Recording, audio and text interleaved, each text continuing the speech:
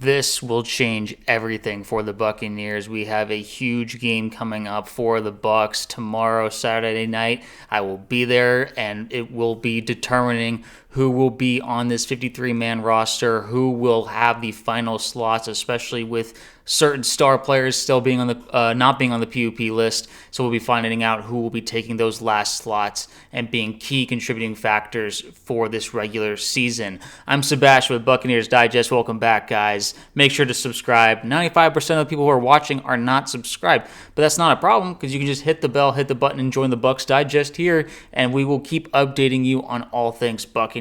And I cannot wait. We're here at the end of the preseason. We are 16 days away from the regular season, our game against the Falcons. We're dealing with injuries. The Falcons are dealing with injuries. And we're trying to find out who's going to be playing for us, who is going to be on that 53-man roster for that game, for the start of the season. With injuries going on, with all kinds of position competitions going on, it's a big deal. There's a lot of really interesting stories going into this last preseason game.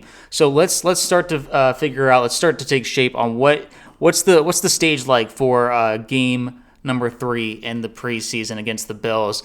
Scott Smith, Bucs beat reporter, said that Todd Bowles says no starters will play in Saturday's game against Buffalo. Kyle Trask is likely to start at quarterback. He tweeted that out on Twitter. Okay, so Trask is going to be starting the game, and Bridgewater will very likely play, and Bazelak will probably play as well. So Bowles did have to say that there is a very likely chance that they will only carry 2 quarterbacks, one of those being Baker Mayfield, on the 53-man roster. So this is, they're playing for a lot of cards right now. Trask is only on a 1-year deal. Bridgewater's only a 1-year deal. Bazelak, Bazelak's kind of like the one who's really, outside looking in. Very unlikely he hits that QB2 spot or even QB3, if we're being honest. So it's a matter of, will they keep both Trask and Bridgewater? Will they keep only Trask? Will they keep only Bridgewater? There's ups and there's pros and cons to both of these options. Trask obviously had a strong first game in the preseason, week 1 against the Titans, then had a really rough game against the Steelers in week 2, so is now looking to bounce back. He will not be playing with any starters, though. You could argue that maybe Bridgewater had an unfair advantage in week 2 against the Steelers because he got to play with a bunch of the starters, the starting offensive line, starting receivers, all that, and the running backs. He was throwing to Bucky Irving, throwing it to Emeka Ibuka. Trask was throwing to none of those guys. Doesn't excuse bad performances by any means, but it's just one of those things that you have to take into consideration when you're evaluating who should be our backup quarterback. Bridgewater definitely did impress regardless. His first 2 drives with the Buccaneers were touchdown drives. Even if, that's with the starters, that should count for something. So I think that's actually a really, it's not an indictment on Trask, but it makes Trask need to prove himself this last preseason game. And I think a lot of people are going to be looking for a strong performance out of Trask to at least get 2 out of 3 weeks of good performances to really prove, okay, you deserve a spot on this 53-man roster. We're not going to just keep Bridgewater and Baker as our 2 quarterbacks. We want to make sure that we have a spot for you because with Godwin and Wirfs now, they're not going to be on the physically unable to perform list. That's 2 less roster spots that would have been going to other players, other depth players, because they would have been out for the first 4 weeks, and then that would have added 2 guys that we could bring in onto that 53, so they would be there to help out during any of those first 4 games. With that not being the case, it makes certain roster spots a little harder to obtain, a little harder to get. The competition has now become a lot tighter. So Trask is, he's kind of fighting for his career a little bit here, and it'll be interesting to see how he comes out and how he takes advantage of this opportunity and the challenge in particular. So, watch out for Trask and Bridgewater, obviously. Other guys that are trying to make their stamps right now, we have Jacob Parrish, who is looking to make a starting corner position for the Bucs. We've had some injuries. Obviously, Benjamin Morrison, our second-round pick, will not be playing very likely this last game. He hasn't been practicing basically the entirety of training camp and preseason. A little bit in training camp, but not much. And so he's going to make the roster. Benjamin is, but we're kind of in question, okay, he'll be behind Jacob Parrish. Jacob Parrish has gotten the leg up on Benjamin because of what he's been showing us in the preseason. He's going against starters, he's locking people up, and he will be looking for a starting role. So that's just something to keep in mind, is that Jacob's coming for all the marbles. He's not looking to not just make the 53. That's confirmed. He's on the 53-man roster, but it's whether he can make that extra push to being a starter with Zion, with Dean, because we all know Dean had kind of a rough showing when it comes to his corner play against the Steelers. That was really the only time he was on the field this preseason. But that drive he had where he was getting torched, not a good look. Some people are making analysis that it was actually Isian, who was playing safety at the time, who was maybe not doing the right reads, not doing the proper safety coverage. The touchdown was definitely on Dean, though. Pass interference, you can argue one way or another whether it was on Dean. I think Dean was making a mistake there, and so I still think he didn't really look very well. It was 3 straight plays where Dean looked pretty bad. One play you can argue wasn't his fault, but still, it was a rough look. People aren't really saying that Dean's not going to be starting. Bowles is a huge proponent and a supporter of Dean, while other Bucs fans are getting a bit more frustrated or a bit more worried. Okay, is Dean the guy that we want going up against other teams' wide receiver ones? Dean's not going to play in this preseason game because he is a starter. That's just kind of unfortunately his role is secure, and maybe I'm not being fair to the guy, and you can tell me in the comments below if you think I'm being unfair to Dean. But I've just I saw him in the Falcons games last year just getting absolutely torched by London and Moody and all these other guys, and it was Kirk Cousins throwing him the ball and he was getting torched by Kirk. So if that's happening with a washed up Kirk Cousins, what do you think is going to happen with all these other younger quarterbacks that we'll be going up against? We haven't faced Michael Penix yet with the Falcons, but his performance with against the Falcons with Kirk does not lend me to believe, okay, I have confidence in him. So we'll see. Maybe Jacob Parrish, Benjamin Morrison, they step up and take the starting role from Dean, or Zion McCollum's been showing a lot of good stuff, so I think Zion's good for starting. But Dean, I want to see some pressure on him. Todd Bowles doesn't seem to be putting any pressure on him. He thinks he's good to go and playing well. I think Bucs fans are a bit more skeptical about that. Maybe there's some bias there. But that's just an observation from me, and you can let me know whether you agree with that or not. We also... Joshua Quipo from Pewter Report had to say the Bucs defensive backfield depth is already being tested with multiple defensive backs hurt or already out for the season. That one being J.J. Roberts, one of the safeties. It is imperative that their healthy players are ready to perform at a high level. The chances Bowles rolls with a third-round rookie, that being Jacob Parrish, as a starter over his $13 million veteran, that being Dean, who has a Super Bowl ring, is probably less than 50% as it stands. There are already a lot of moving parts and uncertainty in the defensive secondary. Basically, what they're saying is we do not need to add more questions rather than kind of staying with what we know what we have with starting caliber players like Dean and Zion, despite there being already some discussions like, is Dean regressing? Is he... we were hoping he'd be on the upward trajectory to try and become like a lockdown corner. Maybe not. I mean, that's too high of aspirations. But the Bucs have really been struggling with not having like an elite corner for a while now. I mean, we have got great safety play. Antoine Winfield is a generational Buccaneer at this point, who struggles with injuries, but still an amazing player, amazing leader, and all these things. But on the corner side of things, we seem to kind of do cornerback by committee. We seem to really rely on like a group effort rather than just having like a shutdown, lockdown guy. And I think, Bucs fans are like, why can't we get a Patrick Surtain or a Derek Stingley or all these different guys? We're kind of yearning for Revis Island, but our own Revis Island, and not just like 1 year rental like that we had in 2013. So that's just something that's worth noting. Bowles definitely doesn't seem like he is interested in a cornerback competition. He just wants to rotate guys in and out, keep their legs fresh. And but you let me know also just whether you agree with that strategy, whether you are excited about the duo of Zion and Dean, and about Parrish, where he's definitely going to be doing a lot of outside and inside, mostly probably inside nickel corner stuff. But what you think about that trio there? Because I feel relatively confident. That's basically how I'll say. Greg Allman at the top of Tampa Bay Times had to say, undrafted rookies face long odds to stick in the NFL, but Nick Jackson, so we're transitioning here to the linebacker room, the competition that's going on there. We already know that the starters are going to be Sebastian Georgiev and Lavonte David, but who's going to be there to back things up? So Almond, had to say, Nick Jackson goes a step further. After the draft, when hundreds of college players are signed to NFL rosters, Jackson got no such call, only invited to attend the Buccaneers rookie minicamp as one of the 34 tryout players. He had to fight just to get on the 90-man offseason roster, but was one of 2 tryout players signed, and he's made the most of that chance after getting a foot in the door of the NFL. I think Nick Jackson has been showing quite a lot. He has been showing really good ball skills, great effort. The Titans game, he had an interception and a sack, and in the Steelers game, he also had another sack.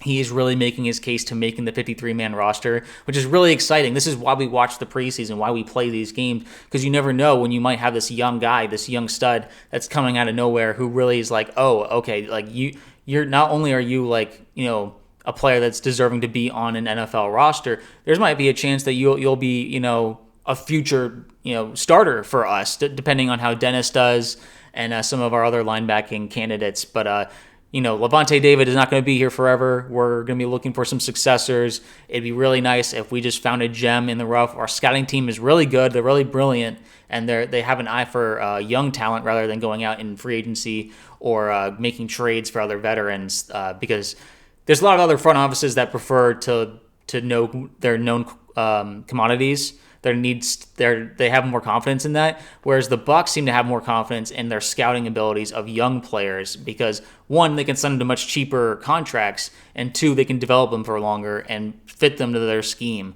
and find scheme fits out there. So I think that's impressive.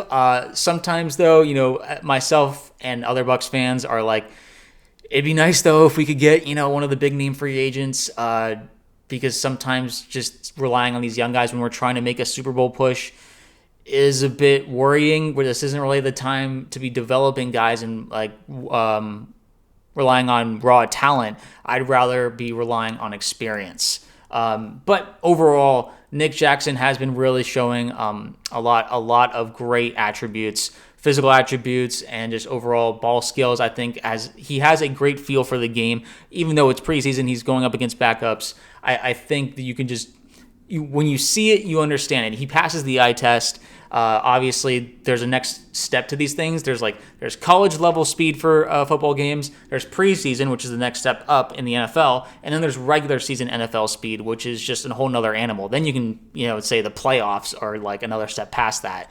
But overall, Nick Jackson has a lot to prove in this last preseason game against the Bills. Now, we're expecting the Bills to try and punch a little harder than they did last week against the Chicago Bears.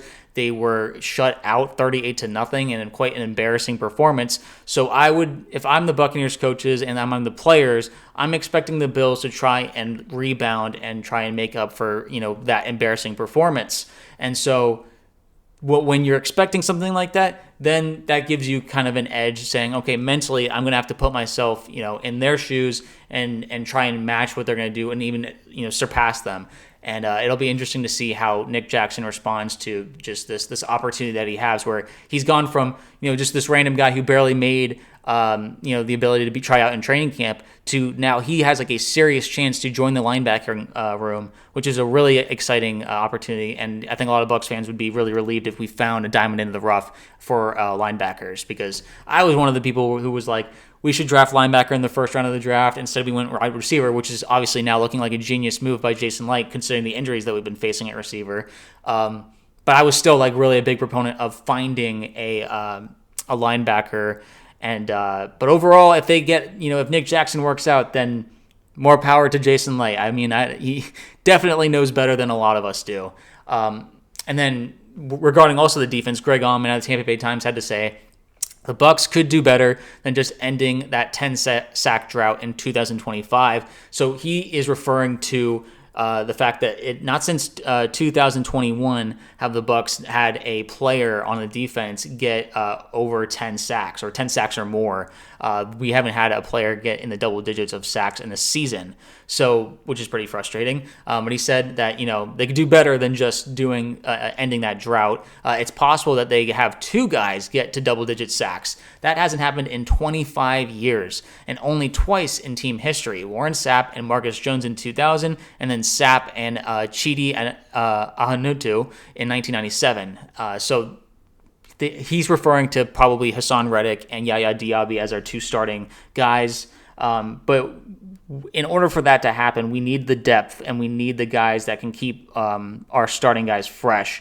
Because they have a lot to prove, both Hassan and Yaya. Yaya is trying to get his second contract, and Hassan is trying to prove that he still has a place in the NFL and still has one last leg for his career. And overall, the Bucs are kind of desperate in the pass rushing area, and a lot of these positions, defensive end, linebacking, corners, and safeties, like these are all very precarious positions where injuries can really derail us.